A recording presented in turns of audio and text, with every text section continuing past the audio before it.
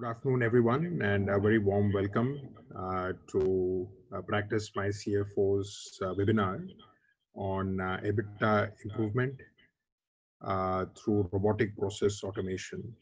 This session is not so much about what is RPA or why we should implement RPA.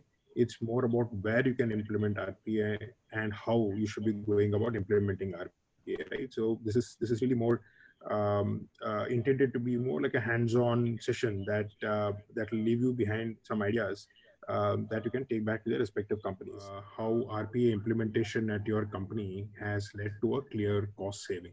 So in a typical environment in pharmaceuticals, you're aware that you got inventory in massive inventories back at the marketplace, and in our case, it is US actually, which is one of the formidable markets for Alembic. So we have massive 10,000 pallets of inventories lying there actually, and what we saw that managing that inventory, getting that back into SAP was an extremely tedious task actually, and a humongous work. So what we run our entire warehousing program through a third party logistics in Indianapolis in US.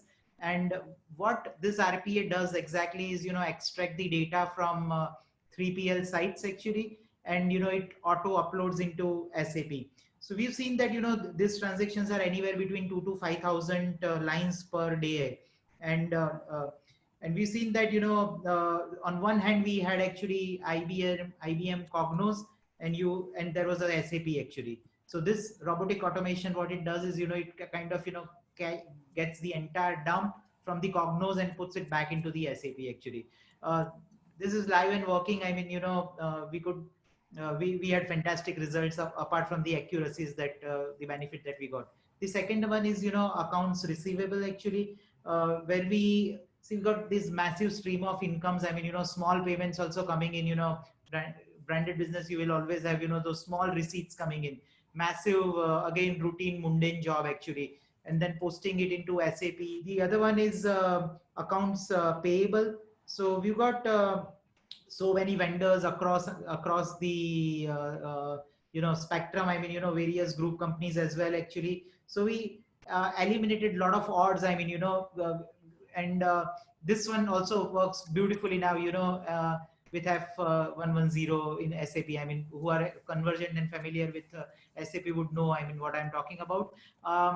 There's the other thing that we did actually, and this is of a great use to us, is on a entire automation on the banking side actually. What we did here is that, the bank reconciliation was really a pain. I mean, daily 1,000+ entries flowing in your bank account, and at the month end you have those, reconciliation woes. So what we did is, we get these empty 940 statements. We get that, through the robotic processes into the SAP actually, run the FIBAN, and, we have the RECO done actually on an everyday basis. Right? From a standpoint of the project cost, I mean, these all look very affordable because the range is like between 3 and 16 lakhs. And it looks like the project payback in some cases has been as quick as a year. Yeah. So the only question I had here is with regard to the implementation lifecycle. I mean, how long did it take for these projects to go from conceptualization to going live?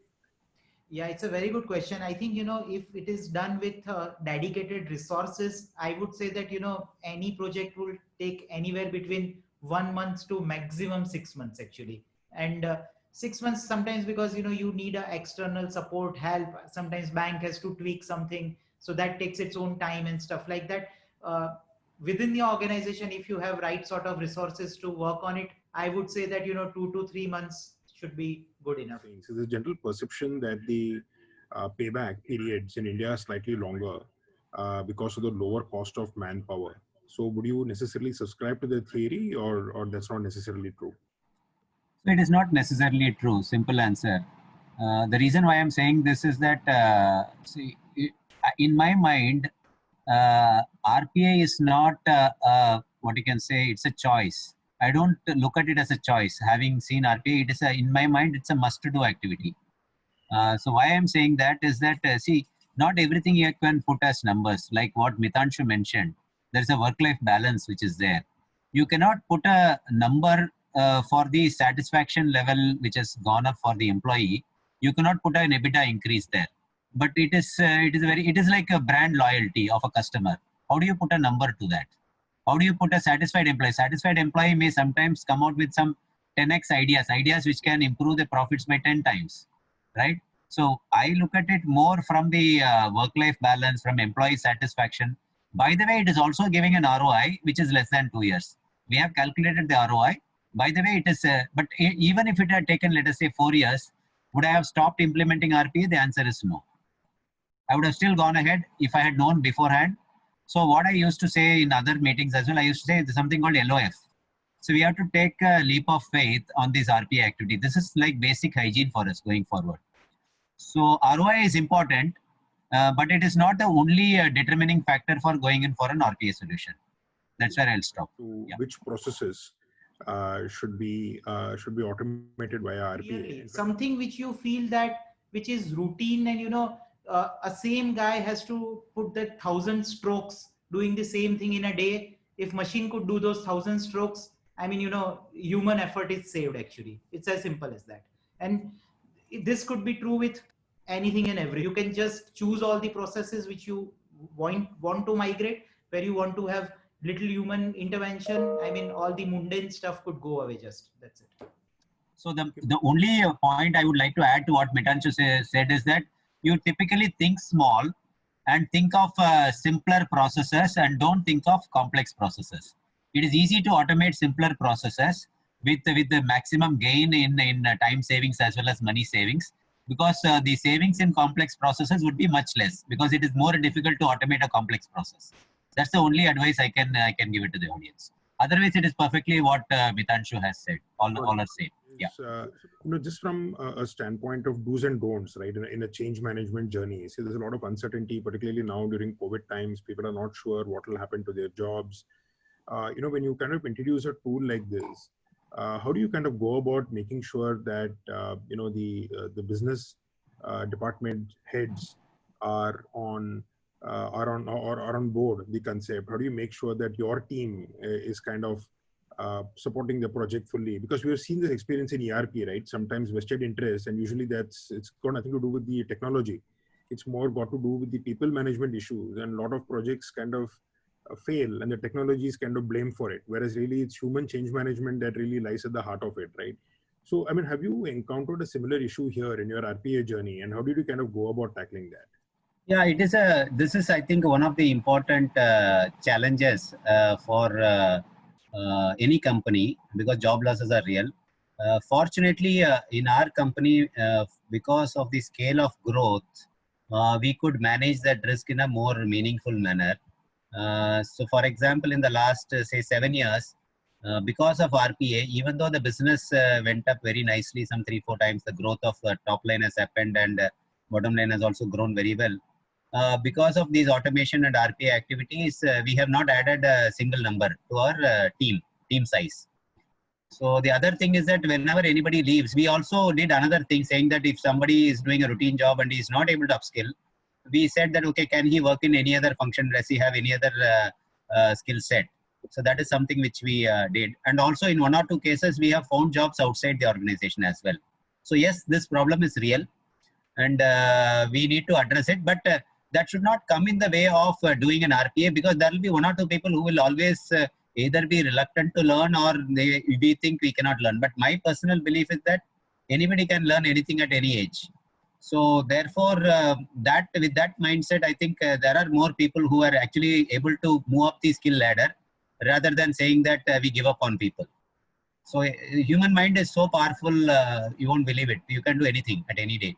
Yeah. What is the availability of platforms below this top 3, and how reliable they are? And also on the service provider side, people to help out either with the process re-engineering or with training the bot. Is there adequate availability of consulting firms at different price points? Because a lot of our audience could be, say, small and medium enterprises, so they may not all be able to kind of go to a big 4. So what's the ecosystem like, Samba? So ecosystem is actually quite large. In fact, yesterday or day before, I got an article from Gartner, who we are consulting with, that is relating to AI. So I asked the same question.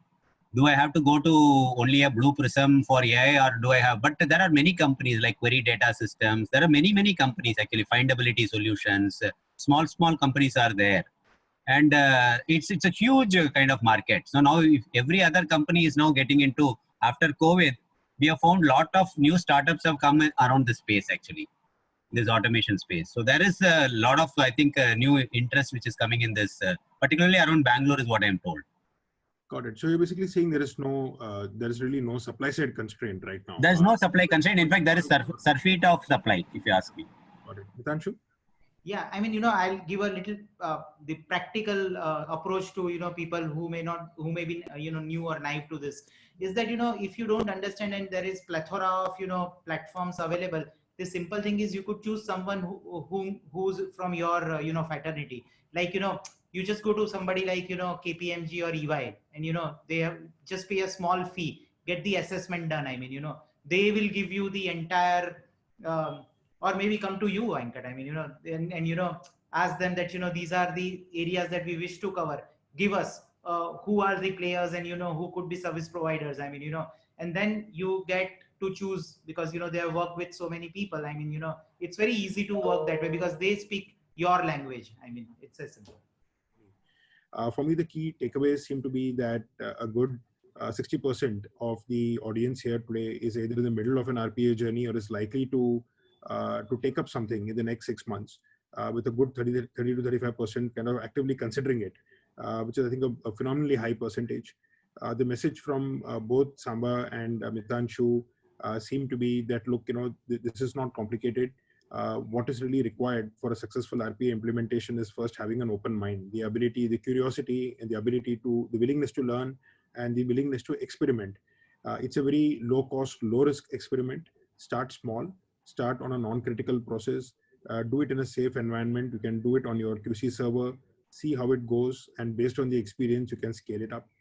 What also came up is the people aspect, where there's a lot of concern around whether RPA will replace people, but that may not necessarily be the right paradigm of looking at this.